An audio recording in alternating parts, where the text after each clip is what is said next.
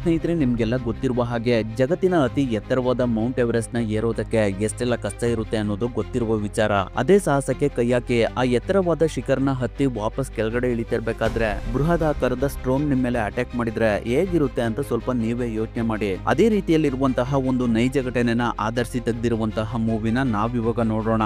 ಅಂದಾಗೆ ನಾವಿವಾಗ ನೋಡ್ತಿರುವ movie Everest ಅಂತ. ಈ ಮೂವಿಗೆ IMDb ನಲ್ಲಿ ಔಟ್ ಆಫ್ 10 ಗೆ 7.1 ರೇಟಿಂಗ್ಸ್ ಇದೆ. ಈ ಮೂವಿನಲ್ಲಿರುವಂತಹ ಸ್ಟೋರಿ ತುಂಬಾನೇ ರೋಚಕವಾದ ಕಥೆ ಅಂತಾನೆ ಹೇಳ್ಬಹುದು. ಖಂಡಿತವಾಗ್ಲೂ ಈ ಮೂವಿ ತುಂಬಾನೇ ಥ್ರಿಲ್ಲಿಂಗ್ ಆಗಿದೆ. ಅದರಿಂದ ಜಾಸ್ತಿ ಟೈಮ್ ವೇಸ್ಟ್ ಮಾಡದೆ ಮೂವಿಯ ಸ್ಟೋರಿ ಕಡೆ ಹೋಗೋಣ.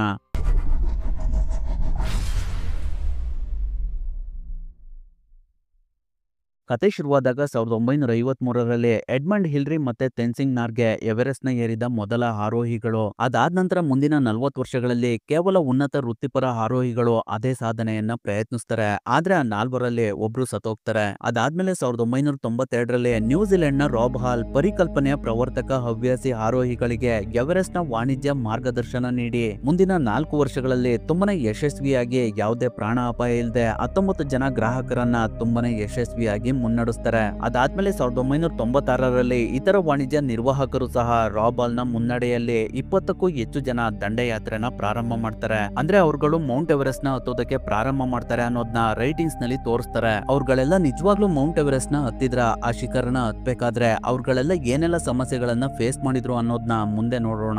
ನೆಕ್ಸ್ಟ್ ಸೀನಲ್ಲಿ ರಾಬ್ ಹಾಲ್ ಮತ್ತೆ ಹೆಲೆನ್ ಎವರೆಸ್ಟ್ ನ ಹತ್ತೋದಕ್ಕೆ ಬೇಕಾಗಿರುವಂತ ವಸ್ತುಗಳನ್ನೆಲ್ಲ ಪ್ಯಾಕ್ ಮಾಡ್ತಿರೋದನ್ನ ತೋರಿಸ್ತಾರೆ. ಅವಾಗ ಅಲ್ಲಿಗೆ ರಾಬ್ ಹಾಲ್ ನ ಹೆಂಡತಿಯಾದ ಜಾನ್ ಹಾಲ್ ಬರ್ತಾಳೆ. ಅವಳು ಪ್ರೆಗ್ನೆಂಟ್ ಆಗಿರ್ತಾಳೆ. ಅದರಿಂದ ರಾಬ್ ಹಾಲ್ ನಿನ್ನ ಆರೋಗ್ಯನ ಸರಿಯಾಗಿ ನೋಡ್ಕೋ ಅಂತ ಹೇಳ್ತಿರ್ತಾನೆ. ಅದಕ್ಕೆ ಜಾನ್ ಹಾಲ್, ನಾನು ಮತ್ತೆ ನಿನ್ನ ಮಗ ಇಬ್ರು ನಿನ್ಗೋಸ್ಕರನೇ ಕಾಯ್ತಾ ಇರ್ತೀವಿ, ಬೇಗ ವಾಪಸ್ ಬಂದ್ಬಿಡು ಅಂತ ಹೇಳ್ತಾರೆ. ಅವಾಗ ರಾಬ್ ಹಾಲ್, ನಮ್ಗೆ ಮಗ ಬೇಡ ಮಗಳು ಅಂತ ಹೇಳಿ ಕೆಲ್ಸನ ಮುಗಿಸ್ಕೊಂಡು ಬೇಗ ಬರ್ತೀನಿ ಅಂತ ಹೇಳಿ ಅವನು ಅಲ್ಲಿಂದ ಹೊರಡ್ತಾನೆ. ನಂತರ 1996 ಮಾರ್ಚ್ 30ನೇ ತಾರೀಕು ನೇಪಾಲ್ ಕಾಟ್ಮಂಡ್ನಲ್ಲಿ ಮೌಂಟ್ ಎವರೆಸ್ಟ್ ನ ಹತ್ತೋದಕ್ ಬಂದಿರೋರೆಲ್ಲ ಒಂದ್ ಕಡೆ ಸೇರ್ಕೊಂಡಿರ್ತಾರೆ. ಅವರಿಗೆಲ್ಲ ರಾಬ್ ಹಾಲ್ ನೇ ಮಾರ್ಗದರ್ಶಕನಾಗಿರ್ತಾನೆ. ಯಾಕಂದ್ರೆ ಅವನು ಎವರೆಸ್ಟ್ ನ ಹತ್ತೋದ್ರಲ್ಲಿ ತುಂಬಾನೇ ಎಕ್ಸ್ಪರ್ಟ್ ಇರ್ತಾನೆ. ಹಾಗೆ ಅವನು ಅಡ್ವೆಂಚರ್ ಕನ್ಸಲ್ಟೆಂಟ್ ಅನ್ನೋ ಕಂಪನಿನ ನಡೆಸ್ತಾ ಇರ್ತಾನೆ. ಅವನ ನೇತೃತ್ವದಲ್ಲಿ ಈ ಸಲ 20 ಜನಕ್ಕಿಂತ ಜಾಸ್ತಿ ಮೆಂಬರ್ಸ್ ಗಳು ಮೌಂಟ್ ಎವರೆಸ್ಟ್ ನ ಹತ್ತೋದಕ್ಕೆ ಅಂತ ಬಂದಿರ್ತಾರೆ. ಅದರಿಂದ ಅವನು ಅವನ ಟೀಮ್ ನವರಿಗೆಲ್ಲ ಮೌಂಟ್ ಎವರೆಸ್ಟ್ ಬಗ್ಗೆ ಎಕ್ಸ್ಪ್ಲೈನ್ ಮಾಡ್ತಾ ಇರ್ತಾನೆ. ಅದೇನಂದ್ರೆ ಸ್ನೇಹಿತರೆ, ಈ ಶಿಖರದ ತುದಿಯಲ್ಲಿರುವಂತ ವಾತಾವರಣನ ಮನುಷ್ಯನ ದೇಹ ಸಹಿಸೋದಿಲ್ಲ. ನಾವು ಯಾವಾಗ ದಕ್ಷಿಣ ಭಾಗಕ್ಕೆ ತಲುಪ್ತೀವಿ ಅವಾಗ ನಮ್ಮ ದೇಹ ನಿರ್ಜೀವವಾಗಲು ಪ್ರಾರಂಭಿಸುತ್ತೆ. ಸ್ವಲ್ಪ ಯಾಮರಿದ್ರು ಕೂಡ ಅಲ್ಲಿ ನಾವು ಸಾಯುವ ಸಾಧ್ಯತೆ ಜಾಸ್ತಿ ಇರುತ್ತೆ. ನಮ್ಮ ಸವಾಲ್ ಏನಂದ್ರೆ ಈ ಶಿಖರನ ತುಂಬಾ ಸುರಕ್ಷಿತವಾಗಿ ಹತ್ತಿ ನಿಮ್ಮೆಲ್ಲರ ಕನಸುಗಳನ್ನ ಈಡೇರಿಸಿ ವಾಪಸ್ ಕರ್ಕೊಂಡ್ ಬರೋದಾಗಿರುತ್ತೆ. ಹೆಲೆನ್ ಮತ್ತೆ ನಮ್ಮ ಉಳಿದ ಟೀಮ್ ನವರೆಲ್ಲ ಈಗಾಗಲೇ ಬೇಸ್ ಕ್ಯಾಂಪ್ ನ ತಲುಪಿದ್ದಾರೆ. ನನ್ನ ಪ್ಲಾನ್ ಪ್ರಕಾರ ಮುಂದಿನ ತಿಂಗಳು ಮೇ 10ನೇ ತಾರೀಕು ನಾವೆಲ್ಲರೂ ಶಿಖರನ ತಲುಪಬೇಕು. ಅಲ್ಲಿ ನಮ್ಮ ಲಕ್ ಏನಾದ್ರೂ ಚೆನ್ನಾಗಿದ್ರೆ ಅಲ್ಲಿನ ವಾತಾವರಣ ಕೂಡ ಚೆನ್ನಾಗಿರುತ್ತೆ. ನಮ್ಗೆ ಇವಾಗ ನಿಮ್ಮ ದೇಹ ಮತ್ತೆ ಮನಸ್ಸುಗಳನ್ನ ಸಿದ್ಧಪಡಿಸ್ಕೊಳ್ಳೋದಕ್ಕೆ 40 ದಿನ ಬಾಕಿ ಇದೆ. ಅದರಿಂದ ನಾಳೆನೆ ಇಲ್ಲಿಂದ ಹೊರಡೋಣ ಅಂತ ಹೇಳ್ತಾನೆ. ನೆಕ್ಸ್ಟ್ ಡೇ ಎಲ್ಲರೂ ಹೆಲಿಕಾಪ್ಟರ್ ನಿಂದ ಎವರೆಸ್ಟ್ ಗೆ ಹತ್ತಿರದಲ್ಲಿರುವಂತಹ 9383 ಫೀಟ್ ಹೈಟ್ ನಲ್ಲಿರುವಂತಹ ಲುಕ್ಲಾಗೆ ಬಂದಿಳಿತಾರೆ. ನಂತರ ಎಲ್ಲರೂ ಅಲ್ಲಿಂದ ನಡ್ಕೊಂಡು 12303 ಫೀಟ್ ಹೈಟ್ ನಲ್ಲಿರುವಂತಹ ನಾಮ್ಸೆ ಬಜಾರ್ಗೆ ಬರ್ತಾರೆ. ಅವರೆಲ್ಲ ಮೇಲ್ಗಡೆ ಹೋಗ್ತಾ ಕೆಲವು ಕಡೆ ಫಾಗ್ ಬೀಳೋದಕ್ಕೆ ಸ್ಟಾರ್ಟ್ ಆಗುತ್ತೆ. ನಂತರ ಎಲ್ಲರೂ 12687 ಫೀಟ್ ಹೈಟ್ ನಲ್ಲಿರುವಂತಹ ಟ್ಯಾಂಗ್ ಬೋಚ್ ಮೊನಸ್ಟ್ರಿ ಮಠದ ಹತ್ರ ಬರ್ತಾರೆ. ಅಲ್ಲಿ ಎಲ್ಲರೂ ಅಲ್ಲಿನ ದೇವರಿಗೆ ಪೂಜೆ ಮಾಡಿ ಅಲ್ಲಿನ ಗುರುಗಳ ಕೈಯಲ್ಲಿ ಶಾಲ್ನ ಹಾಕಿಸ್ಕೊಂಡು ಮುಂದೆ ನಡೆಯೋದಕ್ಕೆ ಸ್ಟಾರ್ಟ್ ಮಾಡ್ತಾರೆ. ಅವ್ರುಗಳು ಹಾಗೆ ಸ್ವಲ್ಪ ಮುಂದೆ ಹೋಗ್ತಿರ್ಬೇಕಾದ್ರೆ ಒಂದು ಜಾಗದಲ್ಲಿ ಕೆಲವು ಜನಗಳು ಆ ಶಿಖರನ ಹತ್ತೋದಕ್ಕೆ ಆಗದೆ ವಾಪಸ್ ಹೋಗ್ತಾ ಇರ್ತಾರೆ. ಆದ್ರೂ ಕೂಡ ಎಲ್ಲರೂ ತುಂಬಾನೇ ಕಷ್ಟಪಟ್ಟು ಸ್ವಲ್ಪ ಸಮಯ ಆದ್ಮೇಲೆ 17600 ಫೀಟ್ ಹೈಟ್ ನಲ್ಲಿರುವಂತಹ ಎವರೆಸ್ಟ್ ನ ಬೇಸ್ ಕ್ಯಾಂಪ್ ಗೆ ಬಂದು ತಲುಪ್ತಾರೆ. ಆ ಜಾಗದಲ್ಲಿ ಎಲ್ಲಾ ದೇಶದಿಂದ ಮೌಂಟ್ ಎವರೆಸ್ಟ್ ನ ಹತ್ತೋದಿಕ್ ಬಂದಿರೋರೆಲ್ಲ ಉಳ್ಕೊಂಡಿರ್ತಾರೆ. ಅಲ್ಲಿಗೆ ಹೆಲೆನ್ ಮತ್ತೆ ಅವಳ ಟೀಮ್ ನವರೆಲ್ಲ ಮೊದ್ಲೇ ಹೋಗಿರ್ತಾರೆ. ಅದರಿಂದ ಅವರು ಎಲ್ಲರನ್ನೂ ಬೇಸ್ ಕ್ಯಾಂಪ್ ಗೆ ವೆಲ್ಕಮ್ ಮಾಡ್ತಾ ಇರ್ತಾರೆ. ಅವಾಗ ರಾಬ್ ಹಾಲ್ ಅವರ ಟೀಮ್ ನವರಿಗೆಲ್ಲ ಇವ್ರ ಹೆಸರು ಹೆಲೆನ್ ಅಂತ, ಇವರು ಬೇಸ್ ಕ್ಯಾಂಪ್ ನ ಮ್ಯಾನೇಜರ್ ಅಂತ ಪರಿಚಯ ಮಾಡ್ಕೊಡ್ತಾನೆ. ಅದಾದ್ಮೇಲೆ ರಾಬ್ ಹಾಲ್ ಗೆ ಆ ಜಾಗದಲ್ಲಿ ಸ್ಕಾಟ್ ಸಿಗ್ತಾನೆ. ಅವನು ಕೂಡ ಅವನ ನೇತೃತ್ವದಲ್ಲಿ ಸ್ವಲ್ಪ ಜನರನ್ನ ಎವರೆಸ್ಟ್ ನ ಹತ್ತೋದಕ್ಕೆ ಕರ್ಕೊಂಡ್ ಬಂದಿರ್ತಾನೆ. ಅವರಿಬ್ರು ಒಳ್ಳೆ ಸ್ನೇಹಿತರಾಗಿರ್ತಾರೆ. ಅದರಿಂದ ಅವರಿಬ್ರು ಕಾಫಿ ಕುಡಿತಾ ಹಾಗೆ ಜನರಲ್ ಟಾಕ್ ಮಾತಾಡ್ತಾ ಇರ್ತಾರೆ. ನಂತರ ರಾಬ್ ಹಾಲ್ ಅವನ ಟೀಮ್ ನವರಿಗೆಲ್ಲ ಅವರ ಟೀಮ್ ನ ಡಾಕ್ಟರ್ ಆದ ಕಾರ್ಲಿನ ಪರಿಚಯ ಮಾಡ್ಕೊಡ್ತಾನೆ. ಅವರು ಎಲ್ರಿಗೂ ಈ ಶಿಖರನ ಹತ್ತೋದಕ್ಕೆ ಮುಖ್ಯವಾಗಿ ಬೇಕಾಗಿರೋದು ಆಕ್ಸಿಜನ್, ಅದು ಇಲ್ಲಿ ಕೊರತೆ ಇದೆ. ಅದರಿಂದ ಎಲ್ಲರೂ ನಿಮ್ಮ ದೇಹನ ಕಡಿಮೆ ಗಾಳಿಯ ಒತ್ತಡಕ್ಕೆ ಸಿದ್ಧಪಡಿಸ್ಕೊಳ್ಬೇಕು. ನೀವೆಲ್ಲ ಮತ್ತೆ ವಾಪಸ್ ಬೇಸ್ ಕ್ಯಾಂಪ್ ಗೆ ಬರೋವರೆಗೂ ಇಲ್ಲಿನ ವಾತಾವರಣಕ್ಕೆ ಹೊಂದ್ಕೊಳ್ಬೇಕು ಅಂತ ಹೇಳ್ತಾರೆ. ಅದಾದ್ಮೇಲೆ ಎಲ್ಲರೂ ತುಂಬಾನೇ ಕಷ್ಟಪಟ್ಟು ಬರೀ ಬರ್ಫಿರುವಂತ ಜಾಗದಲ್ಲೇ ನಡ್ಕೊಂಡು ಲ್ಯಾಡರ್ ಗಳ ಸಹಾಯದಿಂದ ಪ್ರಪಾತಗಳನ್ನ ದಾಟಿ 19500 ಫೀಟ್ ಹೈಟ್ ನಲ್ಲಿರುವಂತಹ ಕ್ಯಾಂಪ್ ಕ್ಯಾಂಪ್ ಒನ್ಗೆ ಬಂದು ತಲುಪ್ತಾರೆ. ಅಲ್ಲಿ ಅವತ್ ರಾತ್ರಿ ಅವ್ರು ತಗೊಂಡೋಗಿರುವಂತ ಫುಡ್ ನ ತಿನ್ಕೊಂಡು ಅಲ್ಲೇ ರೆಸ್ಟ್ ಮಾಡ್ತಾರೆ. ನೆಕ್ಸ್ಟ್ ಡೇ ಮತ್ತೆ ಎಲ್ರು ಕ್ಯಾಂಪ್ ಒನ್ ಇಂದ ಮುಂದೆ ನಡೆಯೋದಕ್ಕೆ ಸ್ಟಾರ್ಟ್ ಮಾಡ್ತಾರೆ. ಅವಾಗ ಅವ್ರಗಳಿಗೆ ಅಲ್ಲೇ ಸತ್ ಬಿದ್ದಿರುವಂತ ಕೆಲವು ಶವಗಳು ಸಿಗ್ತವೆ. ಹಾಗೆ ಕೆಲವರಿಗೆ ಅಲ್ಲಿನ ವಾತಾವರಣಕ್ಕೆ ಅವರ ದೇಹ ಹೊಂದ್ಕೊಳ್ದೆ ಬ್ಲಡ್ ವಾಮಿಟ್ ಆಗ್ತಾ ಇರುತ್ತೆ. ಆದ್ರೂ ಕೂಡ ಅವರೆಲ್ಲ ತುಂಬಾನೇ ಕಷ್ಟಪಟ್ಟು ಏಪ್ರಿಲ್ 23ನೇ ತಾರೀಕು 21,300 ಹೈಟ್ ನಲ್ಲಿ ಇರುವಂತಹ ಕ್ಯಾಂಪ್ 2ಗೆ ಬಂದು ಸೇರ್ಕೋತಾರೆ. ಅವಾಗ ಬ್ಯಾಕ್ ಅವನ ವೈಫ್ ಗೆ ಸ್ಯಾಟಲೈಟ್ ಫೋನ್ ಇಂದ ಕಾಲ್ ಮಾಡಿ ಅವರ ವೆಡ್ಡಿಂಗ್ ಆನಿವರ್ಸರಿಗೆ ವಿಶ್ ಮಾಡ್ತಾನೆ. ಅವನಿಗೆ ಇಬ್ರು ಮಕ್ಕಳು ಕೂಡ ಇರ್ತವೆ. ಅವನು ಅವನ ವೈಫ್ ಗೆ ನಿನ್ನನ್ನ ಸಖತ್ ಮಿಸ್ ಮಾಡ್ಕೊಳ್ತಾ ಇದೀನಿ ಅಂತ ಹೇಳ್ತಿರ್ತಾನೆ. ನಿಜ ಹೇಳ್ಬೇಕು ಅಂದ್ರೆ ಬ್ಯಾಕ್ ಅವನ ಫ್ಯಾಮಿಲಿನ ಸಖತ್ ಮಿಸ್ ಮಾಡ್ಕೊಳ್ತಾ ಇರ್ತಾನೆ. ಅದರಿಂದ ಅವನು ಒಂದ್ ಕಡೆ ಕೂತ್ಕೊಂಡು ಅವನ ಫ್ಯಾಮಿಲಿ ಬಗ್ಗೆ ತುಂಬಾನೇ ಯೋಚನೆ ಮಾಡ್ತಾ ಇರ್ತಾನೆ. ಅವಾಗ ಅಲ್ಲಿಗೆ ರೋಬಾಲ್ ಬಂದು ಅವನನ್ನ ಡ್ಯಾನ್ಸ್ ಮಾಡೋದಕ್ಕೆ ಅಂತ ಕರ್ಕೊಂಡು ಹೋಗ್ತಾನೆ. ಅವತ್ ರಾತ್ರಿ ಎಲ್ರು ಡ್ರಿಂಕ್ಸ್ ಮಾಡಿ ತುಂಬಾನೇ ಎಂಜಾಯ್ ಮಾಡ್ತಾ ಇರ್ತಾರೆ. ನೆಕ್ಸ್ಟ್ ಡೇ ಎಲ್ರು 23,400 ಫೀಟ್ ಹೈಟ್ ನಲ್ಲಿ ಇರುವಂತ ಲಾಟ್ಸ್ ಆಫ್ ಫೇಸ್ ಕಡೆ ಹೋಗ್ತಿರೋದನ್ನ ತೋರಿಸ್ತಾರೆ. ಆ ಜಾಗ ತುಂಬಾನೇ ಕಡಿದಾಗಿರುತ್ತೆ. ಅಲ್ಲಿ ತುಂಬಾನೇ ಗಾಳಿ ಇರೋದ್ರಿಂದ ಅವರಿಗೆ ಮೇಲ್ಗಡೆ ಹತ್ತೋದಕ್ಕೆ ಆಗ್ತಾ ಇರೋದಿಲ್ಲ. ಅದರಿಂದ ಅವರು ಅಲ್ಲಿಂದ ವಾಪಸ್ ಬೇಸ್ ಕ್ಯಾಂಪ್ ಗೆ ಹೋಗೋಣ ಅಂತ ಡಿಸೈಡ್ ಮಾಡಿ ಕೆಳಗಡೆ ಇಳಿತಾ ಇರ್ತಾರೆ. ಅವ್ರುಗಳು ವಾಪಸ್ ಬರ್ತಿರ್ಬೇಕಾದ್ರೆ ಒಂದು ಜಾಗದಲ್ಲಿ ತುಂಬಾ ದೊಡ್ಡ ಪ್ರಪಾತ ಇರುತ್ತೆ. ಅದರಿಂದ ಅವ್ರುಗಳು ಲ್ಯಾಡರ್ ನ ಹಾಕಿ ಅದರ ಸಹಾಯದಿಂದ ಮುಂದೆ ಹೋಗ್ತಿರ್ತಾರೆ. ಆ ಸಮಯದಲ್ಲಿ ಬ್ಯಾಕ್ ಆ ಲ್ಯಾಡರ್ ಮೇಲ್ಗಡೆ ಹೋಗ್ತಿರ್ಬೇಕಾದ್ರೆ ಅವನ್ ಪಕ್ಕನೆ ಐಸ್ ಸ್ಲೈಡಿಂಗ್ ಆಗ್ತಾ ಇರುತ್ತೆ. ಅದನ್ನ ಬ್ಯಾಕ್ ನೋಡಿ ತುಂಬಾನೇ ಎದ್ರುಕೊಂಡು ಇನ್ನೇನ್ ಕೆಳಗಡೆ ಬೀಳ್ಬೇಕು ಅಷ್ಟರಲ್ಲಿ ಲ್ಯಾಡರ್ ನ ಇಟ್ಕೊಬಿಡ್ತಾನೆ. ಅವಾಗ ರೋಬ್ ಅವನ ಹತ್ರ ಬಂದು ಅವನನ್ನ ಮೇಲ್ಗಡೆ ಕರ್ಕೋತಾನೆ. ನಂತರ ಅವರೆಲ್ಲ ಬೇಸ್ ಕ್ಯಾಂಪ್ ಗೆ ಬಂದು ಮತ್ತೆ ಪ್ಲಾನ್ ಮಾಡ್ತಾ ಇರ್ತಾರೆ. ಆ ಮೀಟಿಂಗ್ ನಲ್ಲಿ ರೋಬಾಲ್ ನಾವು ಒಳ್ಳೆ ಪ್ಲಾನ್ ಮಾಡಿ ಶೆಡ್ಯೂಲ್ ಪ್ರಕಾರ ಕೆಲಸ ಮಾಡೋಣ ಅಂತ ಹೇಳ್ತಾನೆ. ಅದಕ್ಕೆ ಲೋನ್ ಏನು ಶೆಡ್ಯೂಲ್ ಪ್ರಕಾರ ಕೆಲಸ ಮಾಡ್ಬೇಕಾ, ಅದು ಸಾಧ್ಯನೇ ಇಲ್ಲ. ಯಾಕಂದ್ರೆ ಮೇ 10ನೇ ತಾರೀಕು ಒಳಗಡೆ ನಾವು ಈ ಶಿಖರನ ಹತ್ಲೇಬೇಕು. ನೀವುಗಳು ಈ ತರ ಎಲ್ಲ ಮಾಡೋದಾದ್ರೆ ನಾನ್ ನಿಮ್ ಜೊತೆ ಕೆಲಸ ಮಾಡೋದಿಲ್ಲ ಅಂತ ಹೇಳಿ ಅವನು ಅವನ ಸ್ನೇಹಿತರನ್ನೆಲ್ಲ ಕರ್ಕೊಂಡು ಅಲ್ಲಿಂದ ಹೋಗ್ತಾನೆ. ಅವಾಗ ರೋಬಾಲ್ ಸ್ಕಾಟ್ ಟೀಮ್ ಹತ್ರ ಬಂದು ಸ್ಕಾಟ್ ನ ಬೇರೆ ಕಡೆ ಕರ್ಕೊಂಡೋಗಿ ನಾವಿಬ್ರು ಸೇರಿ ಯಾಪ್ ಕೆಲಸ ಮಾಡಬಾರ್ದು, ನಿನ್ಗೂ ಒಳ್ಳೆ ಎಕ್ಸ್ಪೀರಿಯನ್ಸ್ ಇದೆ ಹಾಗೆ ನನ್ಗೂ ಇದೆ, ನೀನು ಕೂಡ ಮೇ 10ನೇ ತಾರೀಕಿಗೆ ಈ ಶಿಖರನ ಹತ್ಬೇಕು ಅಂತ ಅನ್ಕೊಂಡಿದ್ಯಾ, ಹಾಗೆ ನಾನು ಅನ್ಕೊಂಡಿದ್ದೀನಿ. ನಾವಿಬ್ರು ಸೇರಿದ್ರೆ ನಮ್ಗಳ ಟೀಮ್ ನ ಸೇಫ್ ಆಗಿ ಮೇಲ್ಗಡೆ ಕರ್ಕೊಂಡು ಹೋಗ್ಬಹುದು ಅಂತ ಹೇಳ್ತಾನೆ. ಅದಕ್ಕೆ ಸ್ಕಾಟ್ ಕೂಡ ಒಪ್ಕೊಳ್ತಾನೆ. ನೆಕ್ಸ್ಟ್ ಡೇ ಎಲ್ಲ ಅನುಭವಿ ಆರೋಹಿಗಳೆಲ್ಲ ಕೂತ್ಕೊಂಡು ಆಕ್ಸಿಜನ್ ಮತ್ತೆ ಹಗ್ಗಗಳನ್ನ ಎಷ್ಟು ತಗೋಬೇಕು ಮತ್ತೆ ಯಾರು ತಗೋಬೇಕು ಅಂತ ಪ್ಲಾನ್ ಮಾಡ್ತಾ ಇರ್ತಾರೆ. ನಂತರ ಎಲ್ಲಾ ಗ್ರೂಪ್ ನವರು ಒಂದೊಂದು ಫೋಟೋನ ತಗೊಂಡು ಅವತ್ ರಾತ್ರಿ ಬೇಸ್ ಕ್ಯಾಂಪ್ ನಲ್ಲೇ ರೆಸ್ಟ್ ಮಾಡ್ತಾರೆ. ಅವಾಗ ರೋಬಾಲ್ಗೆ ಅವನ ಹೆಂಡತಿ ಅವರ ಹೊಟ್ಟೆನಲ್ಲಿರೋದು ಹೆಣ್ಮಗು ಅಂತ ಫ್ಯಾಕ್ಸ್ ಮಾಡಿರ್ತಾರೆ. ಅದನ್ನ ನೋಡಿ ರೋಬಾಲ್ ತುಂಬಾನೇ ಖುಷಿ ಪಡ್ತಾ ಇರ್ತಾನೆ. ಅವನಿಗೆ ಅವನ ಟೀಮ್ ಮೆಂಬರ್ಸ್ ಗಳೆಲ್ಲ ವಿಶ್ ಮಾಡ್ತಾರೆ. ನಂತರ ಎಲ್ಲರೂ ಊಟ ಮಾಡ್ತಾ ಅವ್ರವ್ರ ಜೀವನದ ಕಥೆನ ಶೇರ್ ಮಾಡ್ತಾ ಇರ್ತಾರೆ. ನೆಕ್ಸ್ಟ್ ಡೇ ರೋಬಾಲ್ ಅವನ ವೈಫ್ ಗೆ ಕಾಲ್ ಮಾಡಿ ಅವನ ಮಗು ಬಗ್ಗೆ ವಿಚಾರಿಸ್ತಾ ಇರ್ತಾನೆ. ಹಾಗೆ ಅವನ ಮಗುಗೆ ಸೆರಾ ಅನ್ನೋ ಹೆಸರನ್ನ ಇಡ್ಬೇಕು ಅಂತ ಅನ್ಕೊಂಡಿದೀನಿ ಅಂತ ಹೇಳ್ತಿರ್ತಾನೆ. ಅವಾಗ ಅವನ ವೈಫ್ ರೋಬಾಲ್ಗೆ ನಿನ್ನನ್ನ ತುಂಬಾನೇ ಮಿಸ್ ಮಾಡ್ಕೊಳ್ತಾ ಇದೀನಿ, ಆದಷ್ಟು ಬೇಗ ಬಾ ಅಂತ ಹೇಳ್ತಾರೆ. ನೆಕ್ಸ್ಟ್ ಡೇ ಎಲ್ಲರೂ ಮತ್ತೆ ಪೂಜೆ ಮಾಡಿ ಬೇಸ್ ಕ್ಯಾಂಪ್ ಇಂದ ಹೊರಡ್ತಾರೆ. ಸ್ವಲ್ಪ ಸಮಯದ ನಂತರ ತುಂಬಾನೇ ಕಷ್ಟಪಟ್ಟು 19,500 ಫೀಟ್ ಹೈಟ್ ನಲ್ಲಿರುವಂತ ಕ್ಯಾಂಪ್ ಒನ್ಗೆ ಬಂದು ತಲುಪ್ತಾರೆ. ಅವಾಗ ಸ್ಕಾಟ್ ಟೀಮ್ ಡೆಲ್ಗೆ ಉಸಿರಾಡೋದಕ್ಕೆ ಸಖತ್ ಕಷ್ಟ ಆಗ್ತಾ ಇರುತ್ತೆ. ಅದರಿಂದ ಅವರನ್ನ ಅವರ ಗೈಡ್ ಆದ ಹೆನ್ರಿ ವಾಪಸ್ ಕೆಳಗಡೆ ಕರ್ಕೊಂಡು ಹೋಗ್ತೀನಿ ಅಂತ ರಾಬಲ್ಗೆ ಹೇಳ್ತಿರ್ತಾರೆ. ಅದಕ್ಕೆ ರಾಬಲ್ ಕೂಡ ಓಕೆ ಅಂತ ಹೇಳ್ತಾನೆ. ನಂತರ ಅವ್ರಗಳೆಲ್ಲ ಕ್ಯಾಂಪ್ ಒಂದ್ರಲ್ಲೇ ಸ್ವಲ್ಪ ಹೊತ್ತು ರೆಸ್ಟ್ ಮಾಡಿ ಮತ್ತೆ ಅಲ್ಲಿಂದ ನಡೆಯೋದಕ್ಕೆ ಸ್ಟಾರ್ಟ್ ಮಾಡ್ತಾರೆ. ಅವ್ರಗಳೆಲ್ಲ ಸ್ವಲ್ಪ ದೂರ ಹೋದ್ಮೇಲೆ ಸ್ಕಾಟ್ ವಾಪಸ್ ರಾಬಲ್ ಹತ್ರ ಬಂದು ನೀನು ಡೆಲ್ ನ ನೋಡ್ದ ಅಂತ ಕೇಳ್ತಾನೆ. ಅದಕ್ಕೆ ರಾಬಲ್ ಹಾ ಹೌದು, ಅವರಿಗೆ ಉಸಿರಾಡೋದಕ್ಕೆ ತುಂಬಾನೇ ಸಮಸ್ಯೆ ಆಗ್ತಿತ್ತು, ಅದರಿಂದ ಅವರು ಕ್ಯಾಂಪ್ ಒಂದ್ ಕಡೆ ಇದ್ರು ಅಂತ ಹೇಳ್ತಾನೆ. ಅವಾಗ ಸ್ಕಾಟ್ ಓಕೆ ಹಾಗಾದ್ರೆ ನಾನು ಅವ್ರ ಹತ್ರ ಹೋಗಿ ಅವ್ರನ್ನ ಬೇಸ್ ಕ್ಯಾಂಪ್ ಗೆ ಬಿಟ್ಟು ವಾಪಸ್ ಬರ್ತೀನಿ, ನನ್ನ ವಾಕಿ ಬೇರೆ ಕೆಲಸ ಮಾಡ್ತಿಲ್ಲ ಅಂತ ಹೇಳಿ ಅವನು ಕ್ಯಾಂಪ್ ಒಂದ್ ಕಡೆ ಹೋಗ್ತಾನೆ. ಅದರಿಂದ ರೋಬಲ್ ಒಬ್ನೇ ಎಲ್ಲರನ್ನೂ ಕರ್ಕೊಂಡು 21,300 ಫೀಟ್ ಹೈಟ್ ನಲ್ಲಿ ಇರುವಂತ ಕ್ಯಾಂಪ್ 2ಗೆ ಬರ್ತಾನೆ. ಅಲ್ಲೂ ಕೂಡ ತುಂಬಾ ಜನಕ್ಕೆ ಆಕ್ಸಿಜನ್ ಪ್ರಾಬ್ಲಮ್ ಆಗ್ತಾ ಇರುತ್ತೆ. ನಂತರ ಸ್ವಲ್ಪ ಹೊತ್ತು ಅವ್ರಗಳೆಲ್ಲ ಕ್ಯಾಂಪ್ 2 ನಲ್ಲಿ ರೆಸ್ಟ್ ಮಾಡಿ ಮತ್ತೆ ಅಲ್ಲಿಂದ ಮೇಲ್ಗಡೆ ಹತ್ತೋದಕ್ಕೆ ಸ್ಟಾರ್ಟ್ ಮಾಡ್ತಾರೆ. ಅವ್ರಗಳೆಲ್ಲ ರೋಪ್ ನ ಸಹಾಯದಿಂದ ಮೇಲ್ಗಡೆ ಹೋಗ್ತಿರ್ಬೇಕಾದ್ರೆ ಒಂದು ಜಾಗದಲ್ಲಿ ತುಂಬಾ ಗಾಳಿಯಿಂದ ಐಸ್ ಲೇಡ್ ಆಗಿ ಐಸ್ ಗೆಡ್ಡೆಗಳೆಲ್ಲ ಕೆಳಗಡೆ ಬೀಳ್ತಿರ್ತವೆ. ಅವಾಗ ಒಂದು ದೊಡ್ಡಾಗಿರುವಂತ ಐಸ್ ಗೆಡ್ಡೆ ಆಂಡಿ ಹೆರೆಲ್ಡ್ಗೆ ಬಂದು ಡ್ಯಾಶ್ ಹೊಡೆದಿದ್ರಿಂದ ಅವನು ಜಾರಿ ಕೆಳಗಡೆ ಬಿದ್ದೋಗ್ತಾ ಇರ್ತಾನೆ. ಆ ಸಮಯದಲ್ಲಿ ಅವನ ಹಿಂದೆ ಬರ್ತಿದ್ದ ರಾಬಲ್ ಅವನನ್ನ ಇಟ್ಕೊಂಡು ರೋಪ್ ನ ಗಟ್ಟಿಯಾಗಿ ಹಿಡ್ಕೋತಾನೆ. ಅದರಿಂದ ಅವರಿಬ್ರು ಒಂದ್ ಕಡೆ ಸ್ಟಾಪ್ ಆಗ್ತಾರೆ. ದೇವ್ರ ದಯದಿಂದ ಅವರಿಬ್ರಿಗೂ ಏನು ಸಮಸ್ಯೆ ಆಗಿರೋದಿಲ್ಲ. ನಂತರ ಎಲ್ಲರೂ 24,000 ಫೀಟ್ ಹೈಟ್ ನಲ್ಲಿ ಇರುವಂತ ಕ್ಯಾಂಪ್ 3ಗೆ ಬಂದು ತಲುಪ್ತಾರೆ. ಅಲ್ಲಿ ತುಂಬಾ ಅಂದ್ರೆ ತುಂಬಾನೇ ಕೋಲ್ಡ್ ಇರುತ್ತೆ, ಹಾಗೆ ಸಖತ್ ಬರ್ಫ್ ಕೂಡ ಬೀಳ್ತಾ ಇರುತ್ತೆ. ಅವಾಗ ರೋಬ್ ಸ್ಕಾಟ್ ಗೆ ವಾಕಿನಲ್ಲಿ ಕಾಂಟ್ಯಾಕ್ಟ್ ಮಾಡಿ ನೀನು ಎಲ್ಲಿದೀಯಾ ಅಂತ ಕೇಳ್ತಾನೆ. ಅದಕ್ಕೆ ಸ್ಕಾಟ್ ನಾನು ಡೆಲ್ ನ ಬೇಸ್ ಕ್ಯಾಂಪ್ ಗೆ ಬಿಟ್ಟು ಇವಾಗ ಕ್ಯಾಂಪ್ ಒಂದ್ರಲ್ಲಿ ಇದೀನಿ, ನಾಳೆ ಬೆಳಗ್ಗೆ ನಿಮ್ಮ ಹತ್ರ ಬಂದು ತಲುಪ್ತೀನಿ ಅಂತ ಹೇಳ್ತಾನೆ. ಅವನಿಗೆ ಸಖತ್ ಸುಸ್ತಾಗಿರೋದ್ರಿಂದ ಅವನು ಪೇನ್ ಕಿಲ್ಲರ್ ಇಂಜೆಕ್ಷನ್ ನ ತಗೋತಾ ಇರ್ತಾನೆ. ಅದೇ ಸಮಯದಲ್ಲಿ ಹೆಲೆನ್ ರೋಬ್ಗೆ ವಾಕಿನಲ್ಲಿ ಹವಾಮಾನ ತುಂಬಾನೇ ವೇಗವಾಗಿ ಬದಲಾಗ್ತಾ ಇದೆ. ಅದರಿಂದ ಮೇ 11ನೇ ತಾರೀಕುವರೆಗೂ ಅಲ್ಲಿನ ವಾತಾವರಣ ತುಂಬಾನೇ ಕೆಟ್ಟಾಗಿರುತ್ತೆ ಅಂತ ಹೇಳ್ತಾಳೆ. ಅದಕ್ಕೆ ರೋಬ್ ಇಲ್ಲಿನ ಹವಾಮಾನದಲ್ಲಿ ಯಾವುದೇ ಮುನ್ಸೂಚನೆ ಇಲ್ಲ, ನಾವು ಅದರ ಮೇಲೆ ಕಣ್ಣಿಟ್ಟಿದೀವಿ ಅಂತ ಹೇಳ್ತಾನೆ. ನಂತರ ಬ್ಯಾಕ್ ಡಾಗ್ ಎನ್ಸೆನ್ ಜೊತೆ ನಾವು ಅನ್ಕೊಂಡಿರೋಷ್ಟು ಸುಲಭ ಅಲ್ಲ, ಎವರೆಸ್ಟ್ ನ ಹತ್ತೋದಕ್ಕೆ ತುಂಬಾನೇ ಕಷ್ಟ ಇದೆ ಅಂತ ಹೇಳ್ತಿರ್ತಾನೆ. ನೆಕ್ಸ್ಟ್ ಡೇ ರೋಬ್ ಶಿಖರದ ಕಡೆ ನೋಡಿ ವೆದರ್ ತುಂಬಾನೇ ಚೆನ್ನಾಗಿದೆ, ಸ್ವಲ್ಪ ಗಾಳಿ ಇದೆ, ಅದೇನಾದ್ರೂ ಜಾಸ್ತಿ ಆದ್ರೆ ಮತ್ತೆ ವಾಪಸ್ ಬರೋಣ ಅಂತ ಡಿಸೈಡ್ ಮಾಡಿ ಅಲ್ಲಿಂದ ಮೇಲ್ಗಡೆ ಹತ್ತೋದಕ್ಕೆ ಶುರು ಮಾಡ್ತಾರೆ. ಆ ಜಾಗ ತುಂಬಾನೇ ಕಡಿದಾಗಿರುತ್ತೆ. ಅವಾಗ ನಮ್ಗೆ ಅವರು ಮೇಲ್ಗಡೆ ಹೋಗೋದಕ್ಕೆ ಇನ್ನು ಎಷ್ಟು ಎತ್ತರ ಇದೆ ಅಂತ ತೋರಿಸ್ತಾರೆ. ಅದಾದ್ಮೇಲೆ ಎಲ್ಲರೂ ತುಂಬಾನೇ ಕಷ್ಟಪಟ್ಟು 26,085 ಫೀಟ್ ಹೈಟ್ ನಲ್ಲಿ ಇರುವಂತ ಕ್ಯಾಂಪ್ ಫೋರ್ಗೆ ಬಂದು ತಲುಪ್ತಾರೆ. ಆ ಜಾಗದಲ್ಲಿ ಗಾಳಿ ತುಂಬಾನೇ ಜೋರಾಗಿರುತ್ತೆ, ಅದರಿಂದ ಎಲ್ಲರೂ ಆಕ್ಸಿಜನ್ ಮಾಸ್ಕ್ ನ ಹಾಕೊಂಡೇ ಮಲಗ್ತಾರೆ. ಅಲ್ಲಿಗೆ ಸ್ಕಾಟ್ ಕೂಡ ಬಂದು ತಲುಪ್ತಾನೆ. ನಂತರ ಫ್ರೈಡೆ ಮೇ 10ನೇ ತಾರೀಕು ರಾತ್ರಿ 12:30 AM ನಲ್ಲಿ ರಾಬಲ್ ಕ್ಯಾಂಪ್ ಇಂದ ಹೊರಗಡೆ ಬಂದು ಅಲ್ಲಿನ ವಾತಾವರಣ ನೋಡಿ ಅವನ ಟೀಮ್ ಮೆಂಬರ್ಸ್ ಗಳನ್ನೆಲ್ಲ ಹೊರಗಡೆ ಕರೆದು ಅವ್ರಗಳಿಗೂ ಕೂಡ ಅಲ್ಲಿನ ವಾತಾವರಣನ ತೋರಿಸಿ ನಮ್ಗೆ ಒಂದೊಳ್ಳೆ ಅವಕಾಶ ಸಿಕ್ಕಿದೆ, ಈ ವಾತಾವರಣ ಎಲ್ಲಿವರೆಗೂ ಶಾಂತವಾಗಿರುತ್ತೆ ಅಂತ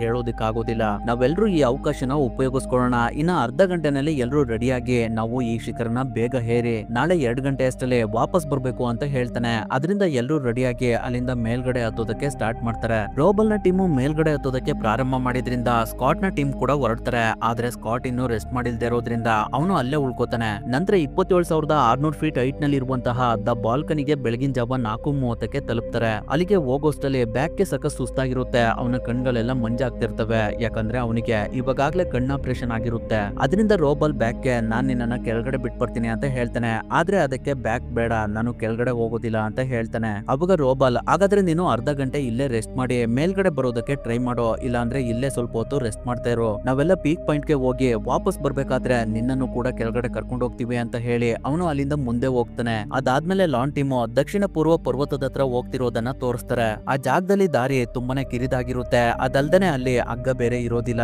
ಅದರಿಂದ ಲಾನ್ ಟೀಮೆ ಆ ಜಾಗಕ್ಕೆ ಹಗ್ಗನ ಕಟ್ಟೋದಕ್ಕೆ ಪ್ರಯತ್ನ ಪಡ್ತಿರ್ತಾರೆ. ಆ ಜಾಗ ಎಷ್ಟು ಕಿರಿದಾಗಿರುತ್ತೆ ಅಂದ್ರೆ ಸ್ವಲ್ಪ ಯಾಮರಿದ್ರು ಕೂಡ ಅವ್ರಗಳೆಲ್ಲ ಕೆಳಗಡೆ ಬಿದ್ದೋಗ್ತಾರೆ, ಅಷ್ಟೊಂದು ಡೇಂಜರ್ ಆಗಿರುತ್ತೆ ಆ ಜಾಗ. ಆದ್ರೂ ಕೂಡ ತುಂಬಾನೇ ಕಷ್ಟಪಟ್ಟು ಲಾನ್ ಟೀಮ್ ಹಗ್ಗನ ಕಟ್ತಾ ಇರ್ತಾರೆ. ಅಷ್ಟೊತ್ತಿಗಾಗ್ಲೇ ರೋಬಲ್ ನ ಟೀಮ್ ಕೂಡ ತುಂಬಾನೇ ಮೇಲ್ಗಡೆ ಬಂದಿರ್ತಾರೆ. ಅವಾಗ ಕೆಲವು ಟೀಮ್ ನವರು ಅವರ ಆಕ್ಸಿಜನ್ ಖಾಲಿಯಾಗಿ ದಕ್ಷಿಣದ ಶಿಖರದ ಕಡೆ ಅವ್ರಗಳಿಗೆ ಹೋಗೋದಕ್ಕಾಗದೆ ಅವ್ರಗಳು ವಾಪಸ್ ಹೋಗ್ತಾ ಇರ್ತಾರೆ. ನಂತರ 28,740 ಫೀಟ್ ಹೈಟ್ ನಲ್ಲಿ ಇರುವಂತಹ ದ ಇಲ್ಲರಿ ಸ್ಟೆಪ್ ನ ತೋರಿಸ್ತಾರೆ. ಆ ದಾರಿ ತುಂಬಾನೇ ಡೇಂಜರಸ್ ಆಗಿರುತ್ತೆ. ಈ ಕಡೆ ಲಾನ್ ಟೀಮ್ ನವರು ತುಂಬಾನೇ ಕಷ್ಟಪಟ್ಟು ಮಧ್ಯಾಹ್ನ 11:52ಕ್ಕೆ ಹಗ್ಗನ ಕಟ್ಟಿ ಮುಗಿಸ್ತಾರೆ. ಅಷ್ಟರಲ್ಲಿ ಅಲ್ಲಿಗೆ ರಾಬಲ್ ನ ಟೀಮ್ ಕೂಡ ಬರ್ತಾರೆ. ಅವಾಗ ರಾಬಲ್ ಸ್ಕಾಟ್ ಗೆ ವಾಕಿನಲ್ಲಿ ಕಾಂಟ್ಯಾಕ್ಟ್ ಮಾಡಿ, ಸ್ಕಾಟ್ ನೀನು ಎಲ್ಲಿದ್ಯಾ, ನಾವೆಲ್ಲ ಹಿಲ್ಲರಿ ಸ್ಟೆಪ್ ಹತ್ರ ಸಿಕ್ಕಾಕೊಂಡಿದೀವಿ ಅಂತ ಹೇಳ್ತಾನೆ. ಅದಕ್ಕೆ ಸ್ಕಾಟ್, ನಾನು ಕೂಡ ನಿಮ್ ಹಿಂದೆನೆ ಬರ್ತಾ ಇದ್ದೀನಿ ಅಂತ ಹೇಳ್ತಾನೆ. ನಂತರ ಎಲ್ಲರೂ ಹಿಲ್ಲರಿ ಸ್ಟೆಪ್ ನ ದಾರಿನಲ್ಲೇ ಹತ್ಕೊಂಡು ತುಂಬಾನೇ ಕಷ್ಟಪಟ್ಟು ಮಧ್ಯಾಹ್ನ 1:14 ಮೊದಲು ಲಾನ್ ಟೀಮ್ ಪೀಕ್ ಪಾಯಿಂಟ್ ಗೆ ಬಂದು ತಲುಪ್ತಾರೆ. ಅದರಿಂದ ಅವ್ರಗಳೆಲ್ಲ ಪೀಕ್ ಪಾಯಿಂಟ್ ನಲ್ಲಿ ತುಂಬಾನೇ ಖುಷಿ ಪಡ್ತಾ ಇರ್ತಾರೆ. ಅವ್ರ ಹಿಂದೆ ರಾಬಲ್ ನ ಟೀಮ್ ಕೂಡ ಆ ಶಿಖರನ ಹತ್ಕೊಂಡು ಪೀಕ್ ಪಾಯಿಂಟ್ ಗೆ ಬಂದು ತಲುಪ್ತಾರೆ. ಅವಾಗ ಸಮಯ ಮಧ್ಯಾಹ್ನ 2 ಗಂಟೆ ಆಗಿರುತ್ತೆ. ಎಲ್ಲರೂ ಮೇಲ್ಗಡೆ ತುಂಬಾನೇ ಖುಷಿ ಪಡ್ತಾ ಇರ್ತಾರೆ. ಅವಾಗ ರೋಬ್ ಹೆಲೆನ್ ಗೆ ವಾಕಿನಲ್ಲಿ ನಾವು ಎವರೆಸ್ಟ್ ನ ಪೀಕ್ ಪಾಯಿಂಟ್ ನಲ್ಲಿ ಇದೀವಿ ಅಂತ ಹೇಳ್ತಾನೆ.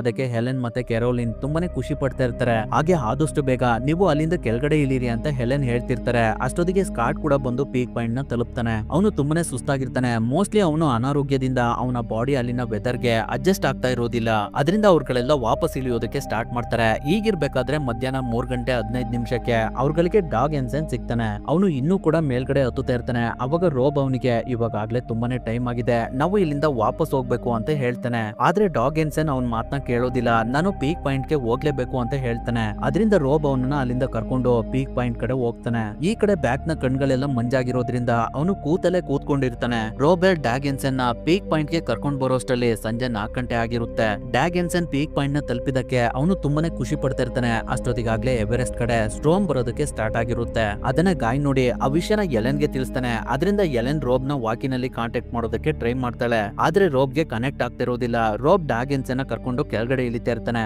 ಇನ್ನೊಂದ್ ಕಡೆ ರೋಬ್ ನ ಟೀಮ್ ನವರೆಲ್ಲ ಬ್ಯಾಕ್ ನ ಕರ್ಕೊಂಡು ಕೆಳಗಡೆ ಹೋಗ್ತಿರ್ತಾರೆ. ಡಾಗ್ ಎನ್ಸನ್ ಗೆ ಸಖತ್ ಸುಸ್ತಾಗಿರೋದ್ರಿಂದ ಅವನು ಸ್ವಲ್ಪನೂ ಕೂಡ ಮುಂದೆ ಬರ್ತಾ ಇರೋದಿಲ್ಲ. ಅವನ ಆಕ್ಸಿಜನ್ ಬೇರೆ ಖಾಲಿ ಆಗ್ತಾ ಇರುತ್ತೆ. ಅವನನ್ನ ಕರ್ಕೊಂಡು ಕೆಳಗಡೆ ಇಳಿಯೋದಕ್ಕೆ ರೋಬ್ ಗೆ ಸಖತ್ ಸುಸ್ತಾಗ್ತಿರುತ್ತೆ. ಅದರಿಂದ ಅವರಿಬ್ರು ಒಂದ್ ಕಡೆ ಸಿಗಾಕೊಂಡಿರ್ತಾರೆ. ಅವ್ರಿಗೆ ಇವಾಗ ಆಕ್ಸಿಜನ್ ನ ಅವಶ್ಯಕತೆ ಇದೆ. ಅದರಿಂದ ರೋಬ್ ಹೆಲೆನ್ ವಾಕಿನಲ್ಲಿ ಕಾಂಟ್ಯಾಕ್ಟ್ ಮಾಡಿ ನಮ್ಗಿವಾಗ ಆದಷ್ಟು ಬೇಗ ಆಕ್ಸಿಜನ್ ಬೇಕು ಅಂತ ಹೇಳ್ತಾನೆ. ಅವಾಗ ಹೆಲೆನ್ ಹೆರೆನ್ ನ ಕಾಂಟ್ಯಾಕ್ಟ್ ಮಾಡಿ ಆಕ್ಸಿಜನ್ ಸಿಲಿಂಡರ್ ಬಗ್ಗೆ ವಿಚಾರಿಸ್ತಾ ಇರ್ತಾರೆ. ಅದಕ್ಕೆ ಹೆರೆನ್, ನಾವು ದಕ್ಷಿಣ ಶಿಖರದ ಕಡೆ ಇದೀವಿ, ಇಲ್ಲಿ ಯಾವುದೇ ತರ ಆಕ್ಸಿಜನ್ ಬಾಟಲ್ ಗಳಿಲ್ಲ ಅಂತ ತಿಳಿಸ್ತಾನೆ. ಹೆರೆನ್ಗೂ ಆ ಜಾಗದಲ್ಲಿ ಉಸಿರಾಡೋದಕ್ಕೆ ತುಂಬಾನೇ ಕಷ್ಟ ಆಗ್ತಾ ಇರುತ್ತೆ. ಈ ಕಡೆ ಸ್ಕಾಟ್ ನ ಆಕ್ಸಿಜನ್ ಕೂಡ ಖಾಲಿ ಆಗ್ಬಿಟ್ಟಿರುತ್ತೆ. ಅದರಿಂದ ಅವನು ಮುಂದೆ ನಡೆಯೋದಕ್ಕೆ ಆಗ್ತಾ ಇರೋದಿಲ್ಲ. ಅವಾಗ ಅವನು ಅವನ ಜೊತೆ ಇದ್ದ ಡ್ಯೂಗೆ, ನಾನು ಇಲ್ಲೇ ಇರ್ತೀನಿ, ನೀನು ಕೆಳಗಡೆ ಹೋಗಿ ಆಕ್ಸಿಜನ್ ತರೋದಕ್ಕೆ ಟ್ರೈ ಮಾಡು ಅಂತ ಹೇಳ್ತಾನೆ. ಅದರಿಂದ ಡ್ಯೂ ಸ್ಕಾಟ್ ನ ಅಲ್ಲೇ ಬಿಟ್ಟು ಕೆಳಗಡೆ ಹೋಗ್ತಾನೆ. ಈ ಕಡೆ ರಾಕ್ ತುಂಬಾನೇ ಕಷ್ಟಪಟ್ಟು ಡಾಗ್ ಎನ್ಸನ್ ನ ಇಲ್ಲರಿ ಸ್ಟೆಪ್ ನ ಹೆಂಡ್ ಕಡೆ ಕರ್ಕೊಂಡ್ ಬರ್ತಾನೆ. ಅಷ್ಟೊತ್ತಿಗಾಗ್ಲೇ ಸ್ಟ್ರೋಮ್ ಬೇಸ್ ಕ್ಯಾಂಪ್ ಹತ್ರ ಬಂದ್ಬಿಟ್ಟಿರುತ್ತೆ. ಅವಾಗ ಶಿಖರದಿಂದ ಕೆಳಗಡೆ ಇಳಿತಾ ಇರೋರೆಲ್ಲ ಆ ಸ್ಟ್ರೋಮ್ ನ ನೋಡಿ ತುಂಬಾನೇ ಭಯ ಪಡ್ತಾ ಇರ್ತಾರೆ. ಎವರೆಸ್ಟ್ ಕಡೆ ಸ್ಟ್ರೋಮ್ ತುಂಬಾನೇ ವೇಗವಾಗಿ ಬರ್ತಿರೋದನ್ನ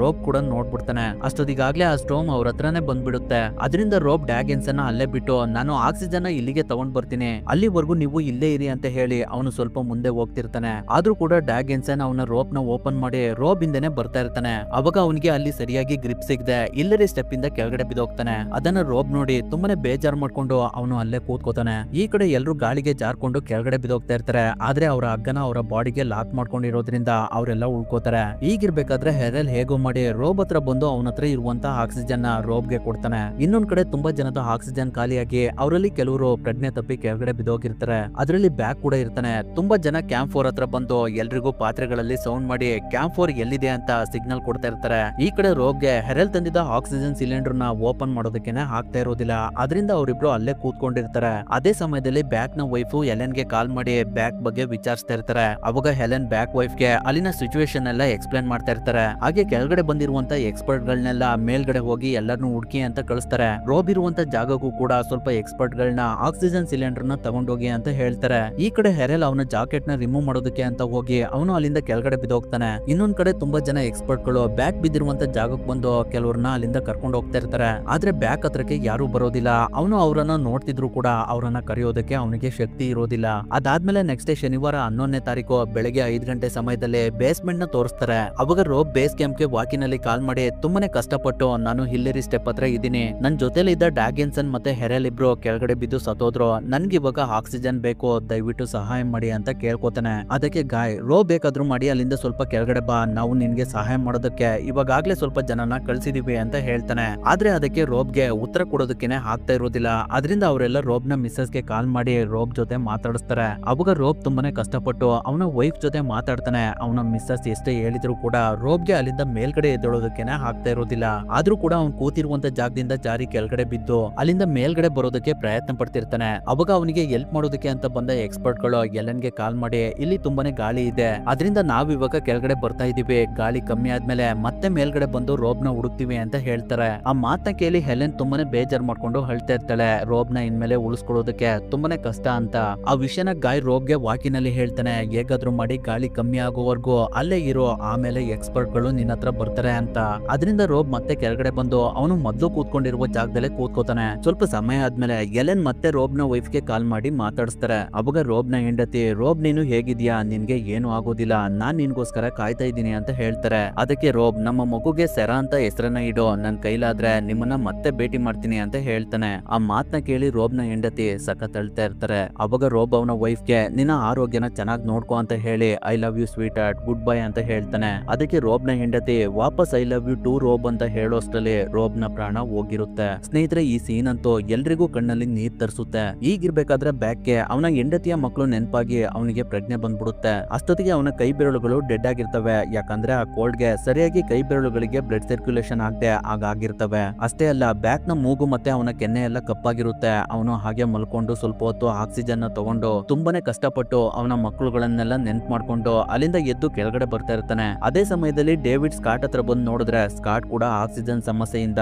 ಅಲ್ಲೇ ಸತ್ತೋಗಿರ್ತಾನೆ. ಅದರಿಂದ ಡೇವಿಡ್ ಸ್ಕಾಟ್ ನ ಬ್ಯಾಗ್ ತೆಗೆದು ಸ್ಕಾಟ್ ಮುಖನ ಮುಚ್ತಾನೆ. ಈ ಕಡೆ ಬ್ಯಾಗ್ ಹೇಗೋ ಮಾಡಿ ತುಂಬಾನೇ ಕಷ್ಟಪಟ್ಟು ಕ್ಯಾಂಪ್ ಫೋರ್ ಹತ್ರ ಬರ್ತಾ ಇರ್ತಾನೆ. ಅವಾಗ ಆ ವಿಷಯನ ಮೈಕ್ ಹೆಲೆನ್ ಗೆ ಕಾಲ್ ಮಾಡಿ ತಿಳಿಸ್ತಾನೆ. ಅದರಿಂದ ಹೆಲೆನ್ ಬ್ಯಾಕ್ ನ ವೈಫ್ ಗೆ ಕಾಲ್ ಮಾಡಿ ಬ್ಯಾಕ್ ಇನ್ನು ಬದುಕಿರುವ ವಿಷಯನ ತಿಳಿಸ್ತಾರೆ. ಅವಾಗ ಬ್ಯಾಕ್ ನ ವೈಫ್ ತುಂಬಾನೇ ಖುಷಿಯಿಂದ ನಾನು ಇವಾಗ್ಲೇ ಬ್ಯಾಕ್ ಹತ್ರಕ್ಕೆ ಹೆಲಿಕಾಪ್ಟರ್ ನ ಕಳಿಸ್ತೀನಿ ಅಂತ ಹೇಳ್ತಾರೆ. ನಂತರ ಬದುಕುಳಿದಿರೋರೆಲ್ಲ ಬ್ಯಾಕ್ ನ ಕರ್ಕೊಂಡು ಕ್ಯಾಂಪ್ 2 ಹತ್ರ ಬಂದು ಬ್ಯಾಕ್ ನ ಕೈಗಳನ್ನೆಲ್ಲ ಬಿಸಿನೀರ್ ಒಳಗಡೆ ಹಾಕಿ ಅವನನ್ನ ಒಂದ್ ಕಡೆ ಮಲಗಿಸಿ ಅವನಿಗೆ ಡ್ರಿಪ್ಸ್ ನ ಹಾಕಿರ್ತಾರೆ. ಸ್ವಲ್ಪ ಸಮಯ ಆದ್ಮೇಲೆ ಕ್ಯಾಂಪ್ 2 ಗೆ ಹೆಲಿಕಾಪ್ಟರ್ ಬಂದು ತುಂಬಾನೇ ಕಷ್ಟಪಟ್ಟು ಆ ಜಾಗದಲ್ಲಿ ಲ್ಯಾಂಡ್ ಆಗಿ ಬ್ಯಾಕ್ ನ ಅಲ್ಲಿಂದ ಕರ್ಕೊಂಡು ಹೋಗುತ್ತೆ. ಉಳಿದಿರೋರೆಲ್ಲ ಬೇಸ್ ಕ್ಯಾಂಪ್ ಕಡೆ ಬರ್ತಾ ಇರ್ತಾರೆ. ಬ್ಯಾಕ್ ಅವನ ಮನೆಗೆ ವಾಪಸ್ ಬಂದು ಅವನ ವೈಫ್ ನ ಮೀಟ್ ಮಾಡ್ತಾನೆ. ಇನ್ನೊಂದ್ ಕಡೆ ರೋಬ್ ನ ವೈಫ್ ಕೂಡ ರೋಬ್ ಬರ್ಬೋದು ಅಂತ ಏರ್ಪೋರ್ಟ್ ಗೆ ಬಂದು ಕಾಯ್ತಾ ಇರ್ತಾರೆ. ಅವಾಗ ಅಲ್ಲಿಗೆ ಹೆಲೆನ್ ಬಂದು ರೋಬ್ ನ ವೈಫ್ ಗೆ ಸಾರಿ ಹೇಳ್ತಾರೆ. ಅವಾಗ ನಮ್ಗೆ ರೋಬ್ ನ ನಿಜವಾದ ಬಾಡಿನ ತೋರಿಸ್ತಾರೆ. ಹಾಗೆ ರೋಬ್ ನ ನಿಜವಾದ ಫೋಟೋನು ಕೂಡ ತೋರಿಸ್ತಾರೆ. ಅಷ್ಟೇ ಅಲ್ಲ, ಮೌಂಟ್ ಎವರೆಸ್ಟ್ ನಲ್ಲಿ ನಿಜವಾಗ್ಲೂ ಸತ್ತಿರುವಂತ ಸ್ಕಾಟ್ ಅಂಡ್ ಹೆರಾಲ್ಡ್ ಡಾಗೆನ್ಸನ್, ಯಸುಕನಾಂಬ ಹೀಗೆ ಎಲ್ಲರ ಫೋಟೋನ ತೋರಿಸಿ ಅವರ ಗ್ರೂಪ್ ಫೋಟೋನು ಕೂಡ ತೋರಿಸ್ತಾರೆ.